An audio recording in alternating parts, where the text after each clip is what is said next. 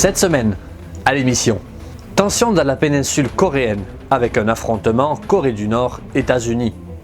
Le département d'État des États-Unis ajoute 2 Canadiens, dont un bien connu, sur une liste de terroristes mondiaux. Et les sénateurs du Comité de la Défense sortent un rapport on ne peut plus clair. Bienvenue dans la revue.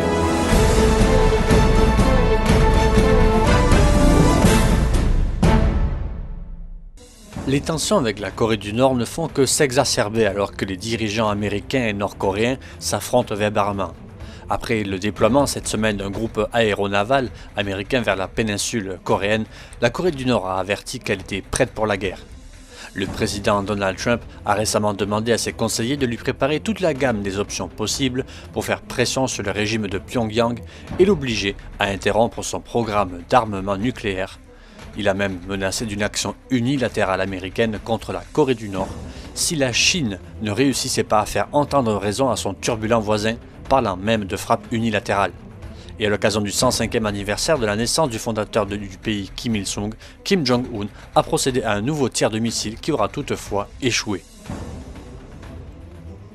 75 ans après, Montréal rendra hommage au sacrifice des militaires canadiens qui ont pris part à l'assaut le plus sanglant de l'histoire militaire canadienne durant la Deuxième Guerre mondiale en aménageant une place de Dieppe sur la péninsule du parc de la Cité de Havre, à 2 pas du pont de la Concorde, et en y dédiant un monument qui se trouvera ainsi à mi-chemin entre le Vieux-Port et l'île Sainte-Hélène.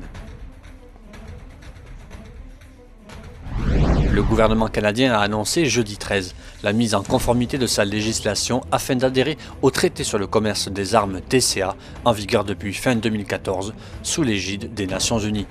Le TCA prévoit pour les pays signataires l'interdiction d'exporter des armes conventionnelles si celles-ci peuvent servir à commettre un génocide, des crimes contre l'humanité, des crimes de guerre ou des attaques dirigées contre des civils. Le département d'État américain a désigné 2 Canadiens, Tarek Saker et Farah Mohamed Sherdon, comme terroristes mondiaux spécialement désignés. Tarek Saker est un citoyen canadien né en Syrie qui a reçu une formation de sniper et qui, selon les Américains, se rend régulièrement en Turquie. Saker serait lié à l'organisation terroriste étrangère FTO et au front Al-Nosra, la branche d'Al-Qaïda en Syrie. Farah Mohamed Sherdon est lui un citoyen canadien qui a voyagé en Irak et en Syrie pour se battre avec le FTO et le groupe armé État islamique. Selon le département d'État, Sherdon est un important combattant et recruteur polonais et a également participé à la collecte de fonds.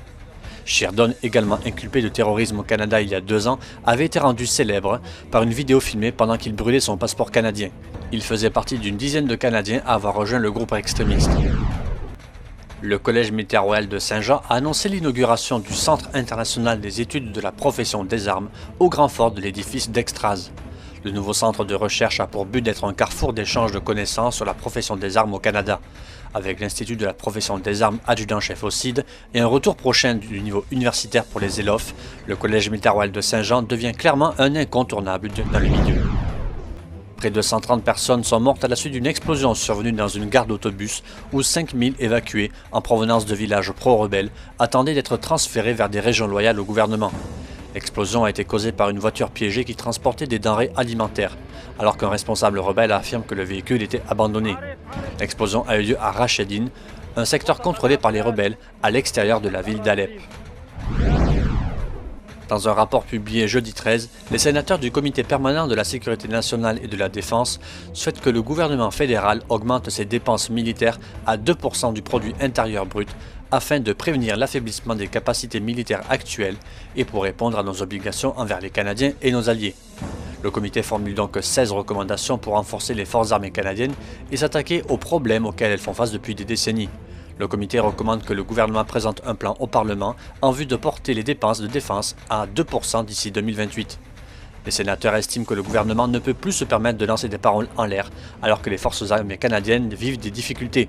Le moment est venu pour le gouvernement de passer de la parole aux actes et mettre en place les investissements nécessaires pour notre sécurité et notre défense. Voilà, merci d'avoir regardé cette revue de l'actualité de la semaine du lundi 10 au dimanche 16 avril.